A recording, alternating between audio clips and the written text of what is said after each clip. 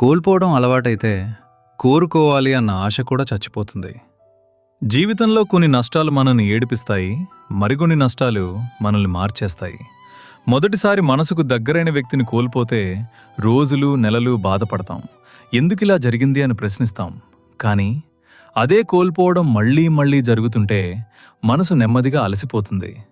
ఒకప్పుడు మనం ఎన్నో కలలు కనినేవాళ్ళం, ఎన్నో ఆశలు పెట్టుకునేవాళ్ళం, ఎవరినో మనవాళ్ళు అనుకునేవాళ్ళం. కానీ ప్రతి ఆశ నిరాశగా మారినప్పుడు, ప్రతి నమ్మకం మోసంగా మారినప్పుడు, ప్రతి ప్రేమ దూరమైపోయినప్పుడు మనసు ఒక నిర్ణయం తీసుకుంటుంది. ఇకపై ఎక్కువగా ఆశపడకూడదు, ఎవరినీ ఎక్కువగా నమ్మకూడదు, ఏదీ శాశ్వతం కాదు అని. అలా కోల్పోవడం అలవాటైపోతే కోరుకోవడం కూడా మానేస్తాం.